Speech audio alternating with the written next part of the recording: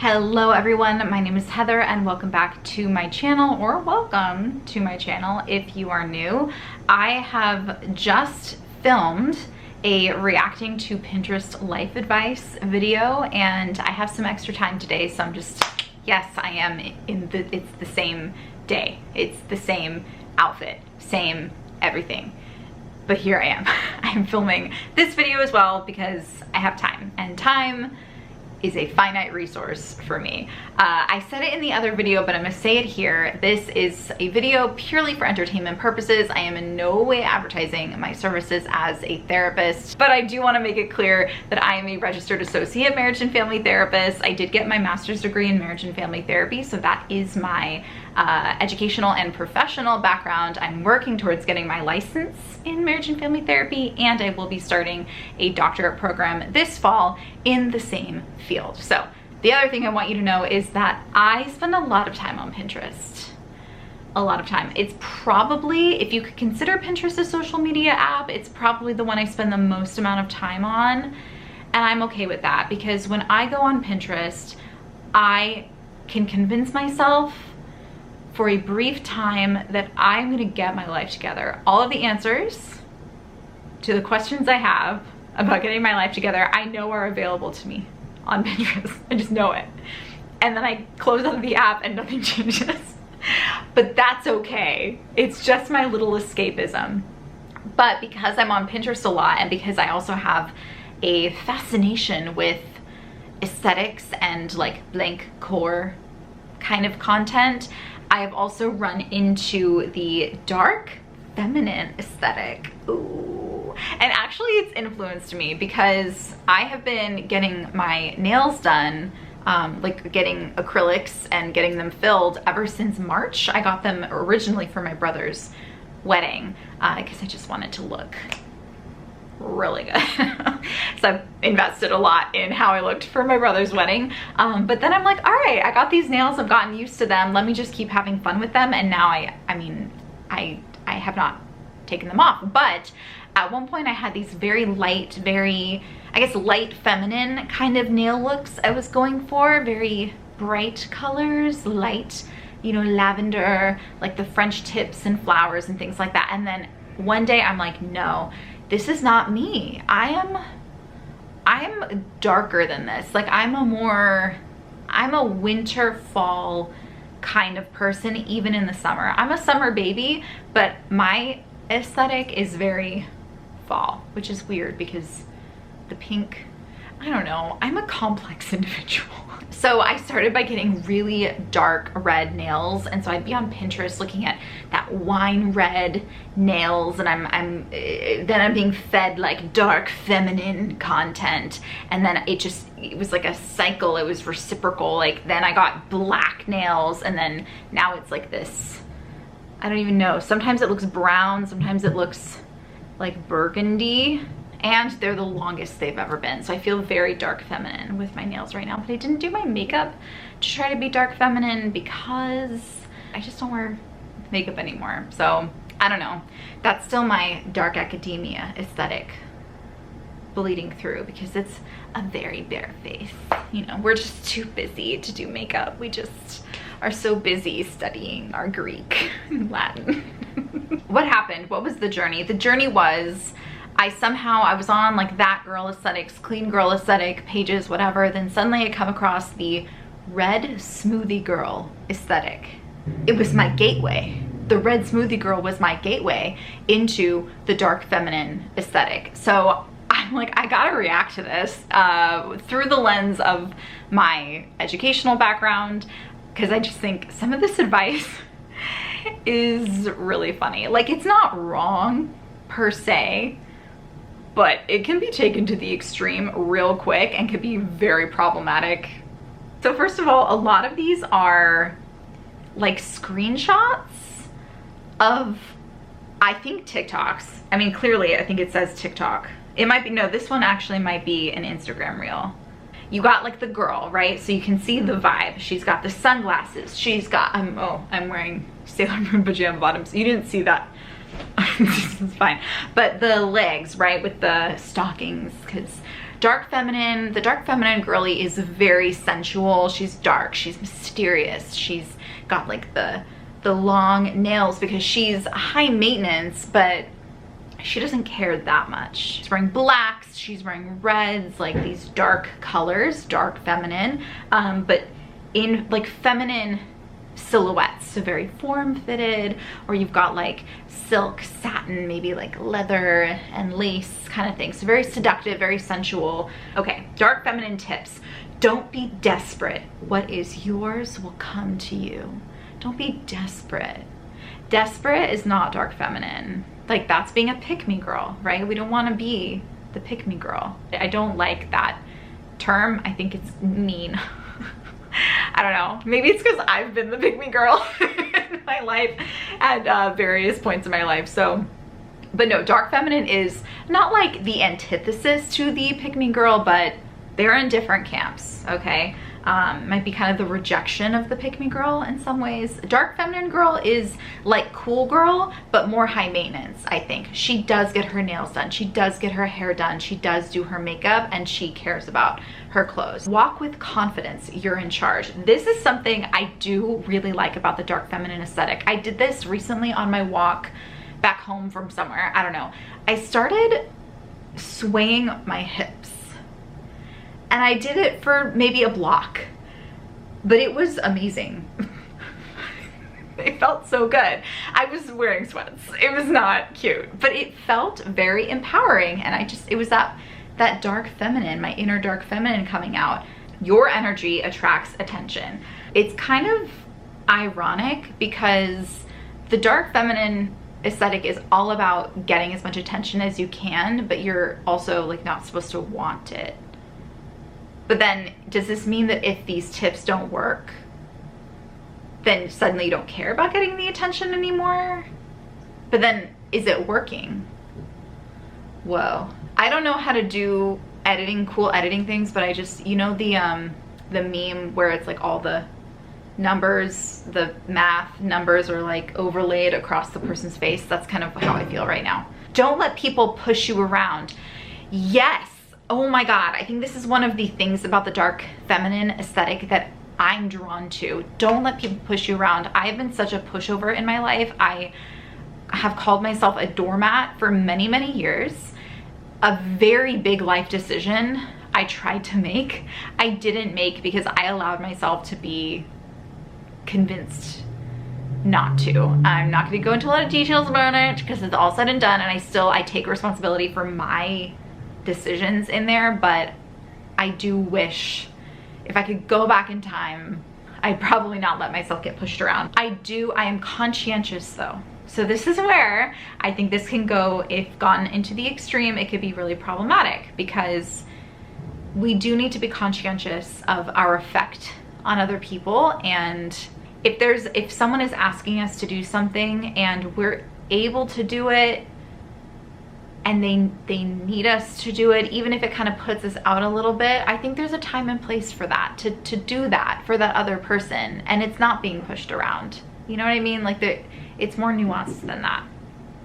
Never let a man mess with your schedule.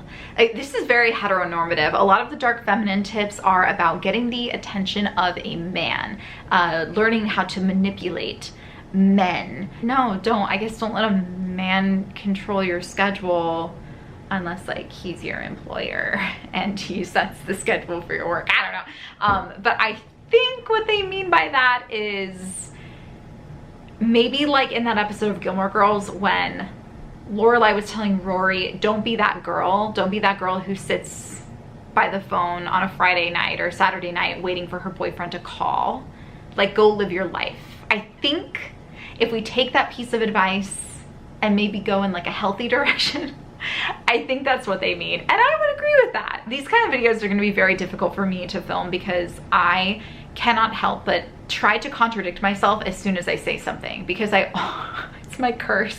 I wanna be able to see things from as many different perspectives as I can. And sometimes the oversimplification of these concepts it's not great. And there will always be a time and place to break the rule. Always. I think always. I'm gonna use an absolute for that. What is this? Never take disrespect as a joke. I think it's covered, but yeah. I don't really have much to say to that. Don't let people disrespect you. Yeah, another thing I noticed about the dark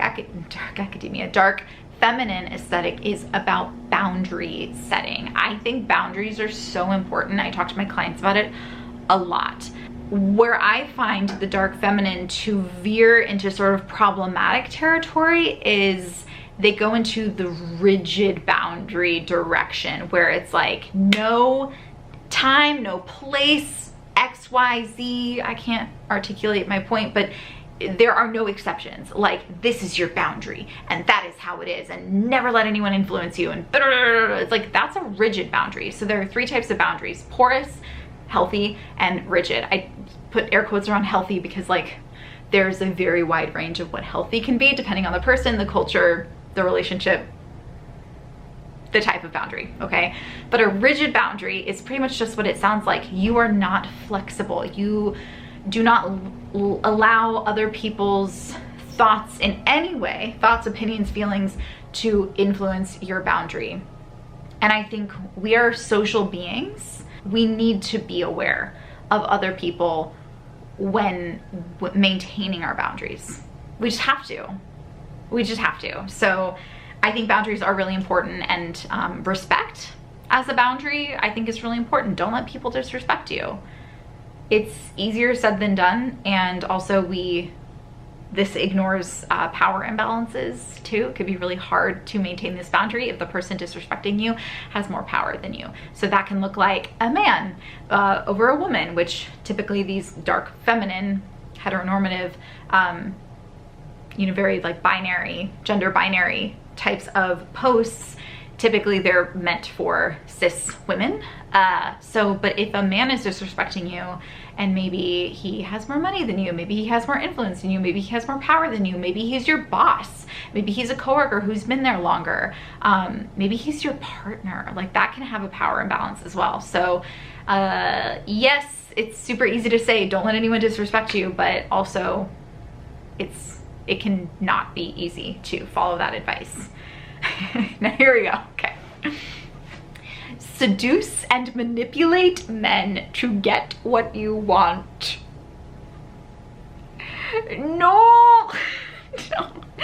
If someone is telling you to be manipulative, just don't. That's not healthy. I think the dark feminine aesthetic, the trend, is about turning the power imbalance on its head and saying, hey, let me use my femininity, let me use my sensuality, my beauty, my mystery, my boundaries to get one over on men so that I can be the one who's powerful. I think that's the intention here, because the patriarchy exists. It is a real thing. It just is. Okay, so, but hey, for dark feminine, it's like, I'm not gonna try to be a man. I'm gonna be a woman. I'm gonna be feminine. And I'm gonna use that to gain power over men. Why do we have to gain power over? Why does that have to be the goal? Wear sexy clothes. So this is owning your body, owning your sensuality. I kind of like this. I wish I could sort of inhabit this area of dark feminine a little bit more. I deal with a lot of body issues, so it's hard for me to wear sexy clothes. Don't rely on men for your income. Make your own money. So different than like the stay-at-home girlfriend trend that we've been seeing on, I say we, on TikTok. I mentioned I'm not on TikTok, but I'm seeing people react to that on YouTube. I think I know I agree with this. And it is a very privilege-based thing to say. Some women have to rely on men because they have no other choice. That's their situation in life. I am someone who, I made this a very intentional choice after my divorce. I am never, I'm saying an absolute, I hope I never have to break that rule, but I never want to rely on a man financially ever again. I've been there. It was hard to not. And so this really resonates with me personally, but I also have the privilege of, I now have a job, but I also am able to take out loans to pay for an education. I was able to take out loans to pay for an education to then get this job. So that is privilege. So I acknowledge that. And then remember, there's 9 billion people in this world. They are not the one. Oh, I think this is like dating advice. I guess it's just like, don't get fixated on that one person.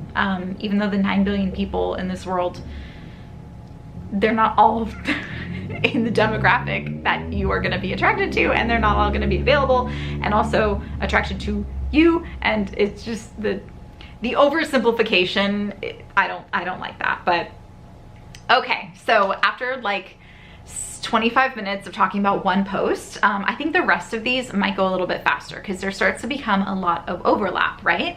How I'm stepping into my dark feminine. Here we go. This is another, I think it's a screenshot of an Instagram reel, but the same kind of thing. You've got the girl, looks like she has sort of the siren eyes, feminine, female presenting, I should say. You know, the glossy lips, they're like nice and fluffy, pouty lips. No romantic relationships for a while. So I think for someone who has been sort of maybe a serial monogamist for a while and you don't really know what it's like to be on your own, this might be good advice for that, to know who you are separate from being in a relationship. And I don't want to sound hypocritical here because I did actually get into a relationship right away after my divorce. And it's been very important to me to have a life outside of my relationship with Tyler. I continue to live in my own space. I've been working on my own thing. So this does really, it resonates with me, like the idea of it, to be on your own 2 feet, learn who you are outside of being in a relationship with a person. Taking myself on dates. So this is a part of the dark feminine trend. I like this, like be okay with being on your own.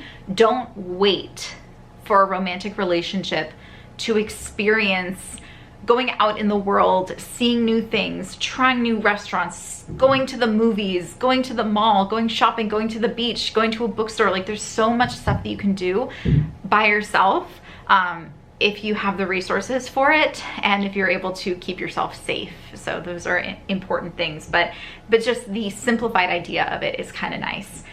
Getting extra picky about who I spend time with. If you are someone who's been, maybe your boundaries have been more porous than healthy and you just kind of allow yourself to kind of get sucked into other people's lives, I think this is really great advice. Be intentional, I think is another way of putting it.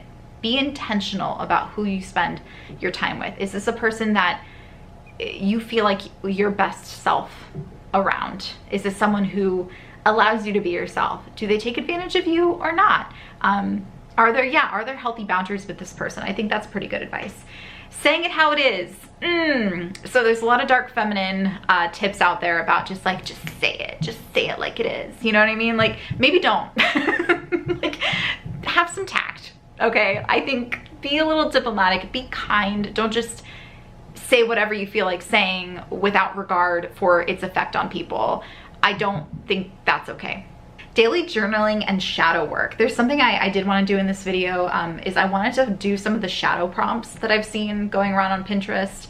But the idea is just learn about yourself and learn about your darkness too, because we all have a little bit of darkness, maybe some more than others, but I think that's what this is. Celibacy, so I understand that to be not engaging in sexual activities with anyone, potentially even yourself. I don't know about that. Maybe it's because some people lose themselves easier in a relationship if they are bringing sex into the picture. I don't know, don't really have much to say about that. Putting effort in every day to feel good in my appearance. I think there's something to be said about that. Taking care of yourself, feeling like you like how you look. There's something very empowering about that. Setting so many more boundaries. Here we go. This is being explicit about that boundary aspect. If you are someone who has very porous boundaries, to look at this and say setting so many more boundaries can be very helpful. It is too oversimplified though, because if you're someone who has maybe like a little bit of porous boundaries, but generally healthy boundaries, you might be veering more into that rigid boundary area, which can be problematic in its own way. Meditating every morning, pretty generic. Cutting off those I no longer align with. So this is kind of setting a rigid boundary between some of those people that maybe you've realized just don't serve you. And that's okay, but I think there's a way to do it that's not like the guillotine comes down, you know? Romanticizing my life. All right, I've gotten into a lot of that content. It just helps you feel a little bit more sparkly in your life, you know? It's not always gonna be appropriate, but reinventing myself. This is something I really like about aesthetics in general and cores and all that stuff. You get the feeling that you can just, like that, reinvent yourself. It does take a lot of resources, money, time, etc. But you can, if you want to, you know? It could be very empowering. Just trying on different skins and figuring out what feels right, and probably it's gonna be a mixture of a lot of different things. And then over time, you reinvent yourself just naturally, I think. Focusing on myself and making money. Yes, again, there's that overarching theme of being financially independent. Assertiveness, yes, kind of part of like saying how it is, but also being assertive is great because this is what I want, and letting the person say, no, I can't do that, or I can't give that to you, or that can't happen. But assertive is not being like aggressive. Assertive is advocating for yourself. And these are affirmations now, not just tips. My pleasure is a priority. Yeah, a priority. I like that. Not the priority. It is not over everything else. It is a priority. I am letting go entirely of all negativity, dislike, and self-hatred towards myself. I don't see that as harmful at all, because I think that allows room for self-critique, like healthy critique, which I think is also an important thing that we need to keep room for. I am deserving of the world and attract nothing but the best. If this is an affirmation, I don't see anything wrong with that. It isn't, it can veer into like the entitlement category, but I just think as an affirmation, it's pretty harmless. I attract nothing but the best, you know, because you want the best for yourself. Acknowledging you're probably not gonna get the best, but that's okay. I don't chase, I attract. I think some things are worth chasing though. I embrace and learn more about my shadow self in every moment. So like I said, a big part of this is learning about your darkness, the things that are in your psyche that maybe you've avoided for a while. What I will say about that, doing shadow work, is sort of like you're veering into like a self-therapy kind of thing. If you have experienced trauma, if you are struggling with depression, anxiety, any sort of severe, like moderate to severe mental health issue, if you have the resources, go seek mental health services. Doing shadow work is not going to be sufficient, and it can actually be really harmful to you if you're not doing it with a professional. So not me. Don't come to me. I'm completely unfazed by the behaviors of others. No one can ruin my peace. I think that's a pretty powerful affirmation. I tell my clients this often. No one can make you feel something. They can do something, say something, and you can feel something as a result. But with practice, you can set some emotional boundaries, and maybe you need like physical space from that person, time from that person, and then maybe just telling yourself like that's their struggle, that's not mine. I'm not going to take that on myself. As with all of this stuff, it can veer into an extreme that we don't want. Like, we want to have empathy. So, and it depends on the person. We can't empathize with every single human on this planet, or we'll burn out and lose our sense of self. So my own validation is more than enough for me. That would be nice. And that's something to work towards. I'm not going to disagree with that too much, but definitely learning how to validate yourself. And validating yourself is, my feelings are valid. I feel this way because this is happening, and that's okay. It's a natural response to this. Feel your feelings. You don't have to act on all your feelings, but you can feel your feelings because they're valid. My aura radiates confidence and makes people turn their heads as I pass by in awe of my energy. Like, all right, that's fun. That's fine. That's harmless. I can have anything and anyone I want. No. No, you can't. I don't even want to say that affirmation for myself. I don't want anything I want. I don't really want everyone I want. There are some things and people that are not for me. And even if I want something, there are things that I should be able to experience. It's important to experience not being able to get the person or the thing that you want. And for people who live with a lot of privilege, that is especially important to learn, because we need to challenge our sense of entitlement. But let's look at some of these shadow work prompts. So again, I am a therapist. I have been in therapy a lot. I'm not currently in therapy, though I need to set up an appointment because I'm dealing with some stuff. And as a therapist, I cannot be my own therapist. But with that said, let's look at some of these shadow work prompts. Okay, when did I lose my innocence as a child to where it shattered my heart? And how have I treated myself since? I don't have an immediate answer to this, but I will say that this type of question for someone who has experienced trauma as a child would have, this is not something to answer on your own. I think this could be a very difficult question for someone who's experienced childhood trauma. So yeah, that's all I'll say to that. Am I okay with the fact that not everyone will like me? Why or why not? How does it make me feel? This would be helpful to unpack with a therapist, but I don't see it as incredibly damaging, question mark, to do this on your own. I think this is a good question to ask yourself. Am I okay with the fact that not everyone will like me?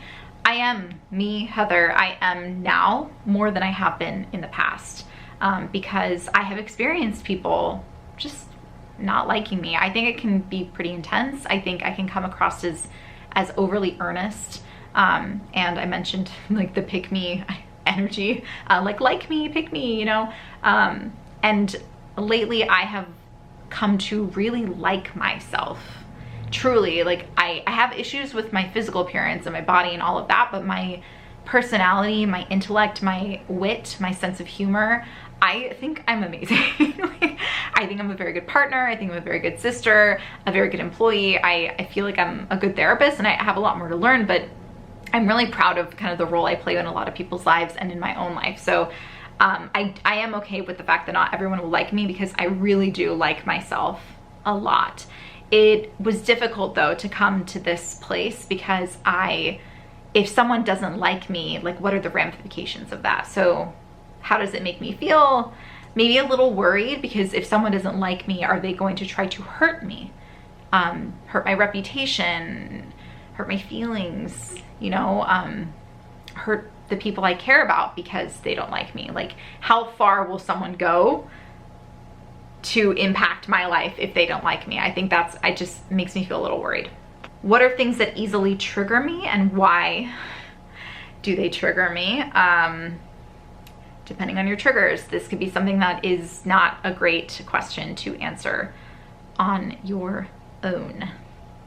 The light-hearted ones are like, oh, when I'm triggered, when I feel like annoyed or like a little irritated, like mild reactions to triggers, I think might be okay to dissect and unpack. But like for me, being triggered with my ED, like that's where I actually need professional help. I can't even like answer this question, because I don't even want to go there on my own right now. And I am a therapist and I don't want to go there. So let's see. I'm not going to answer all of these, but just to give you an idea of some of these like shadow work prompts that can be helpful or harmful. Let's think about when I think about my future, I am most afraid of. This could be fine, I think, to do on your own. When I think about my future, what am I most afraid of?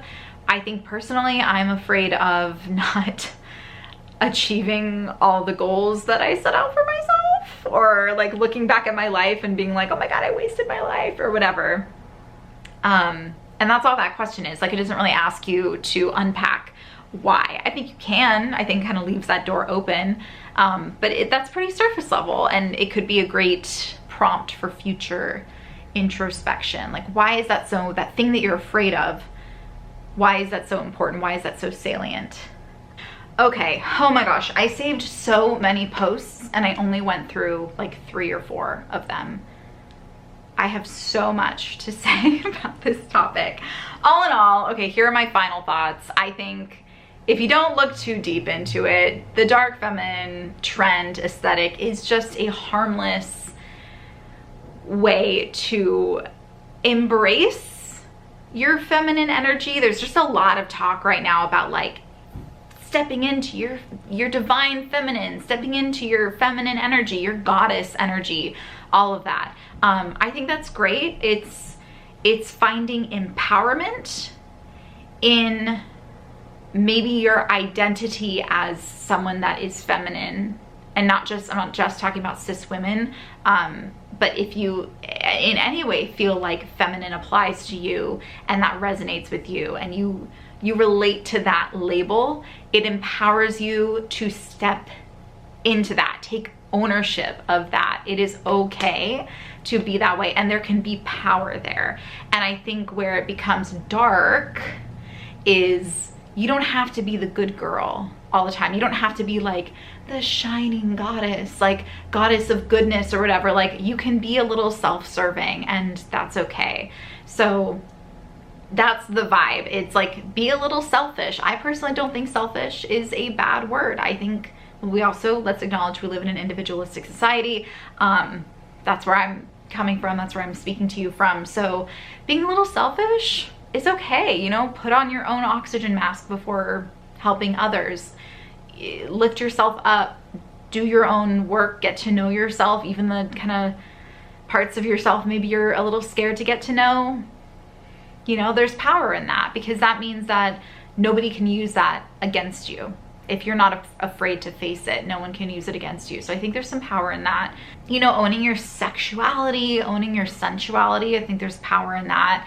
It turns the power dynamic on its head, because you are not the one, you are not the prey, you become the predator in a way. And I think, again, power. It's about power. It's about power. It's about the power. It's a power play, that's what it is. It's about who has the power. I feel like the first in season 7 of Buffy the Vampire Slayer, it's not about right, it's not about wrong. It's about power. But yes, dark feminine, be a little dark, be a little mysterious, be a little, ooh, like villainous, femme fatale. The femme fatale aesthetic definitely overlaps with dark feminine. But as I was critiquing, if taken into the extreme, these traits, these tips can be pretty problematic. And it also doesn't acknowledge the inherent privilege of being able to follow a lot of these tips. Not everyone has the time, money, resources, or social status, privilege to be able to do these things. So there you go. But we can just have some fun with it if you want to. But this is just me dissecting as I like to do. So that's all. I just can't, I could talk forever, and I've got to stop. But if you enjoyed this video, please let me know by giving it a thumbs up. I don't typically do videos like this, so it is really helpful to get your feedback on how I did with a topic like this. Did you find this to be interesting? Did you like my take on it? You know, or was it a complete waste of time? If it was a waste of time, you're probably not watching the end of this video. So anyway, yes, let me know by giving it a thumbs up, and comment down below also if you have anything else you wanted to say. Subscribe to my channel for other maybe types of videos like this if I get a good response to this one. But also I do videos of my home, like cleaning my home, decorating my home, and lots of things. So just take a look at my channel if you're curious. But that's all I'm gonna say. Thank you so much. I will see you in my next video. Bye.